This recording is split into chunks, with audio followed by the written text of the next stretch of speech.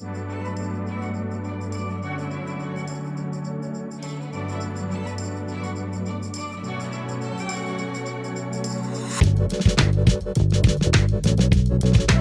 આપણે ટમાટાની ચટણી બનાવવા જઈ રહ્યા છીએ, તો હાલો આપણે એની તૈયારી કરીએ।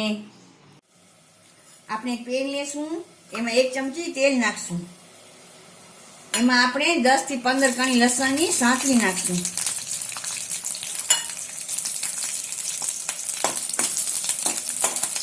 લસણની કચાશ દૂર કરવા માટે આપણે લસણને સાંતળીએ છીએ।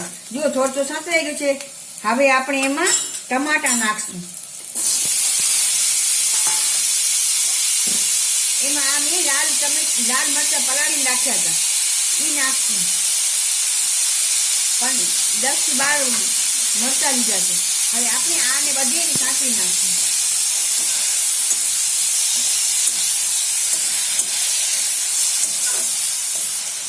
આને મરચાં, લસણ, ટામેટા ત્રણેયને સાંતળી નાખશું।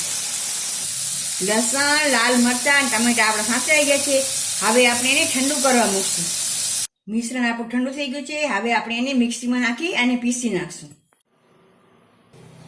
આપણે મિશ્રણ પીસી લીધું। હવે ફરી એક પેન લેશું, એમાં આપણે 2 ચમચી તેલ નાખશું।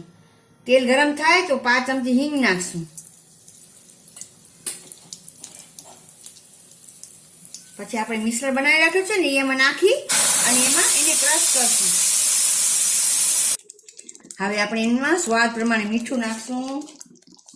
આપણે લાલ મરચાં નાખ્યા છે, તોય આપણે અડધી ચમચી આપણે કાશ્મીરી મરચું નાખશું। શું કામ? કલર થાય।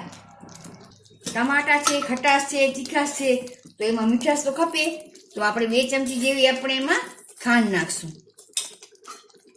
હવે આને છે ને બરાબર સાંતળી લેશું। પાણીનો ભાગ હોય ને એ બધું બળી જાય ને ત્યાં સુધી આપણે એને સાંતળશું।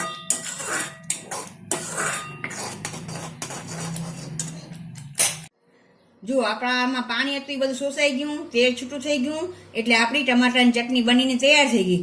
હાલો આપણે એને સર્વ કરી નાખીએ। આપણી ટમાટાની ચટણી બનીને તૈયાર થઈ ગઈ છે, તો હાલો આપણે સર્વ કરીએ।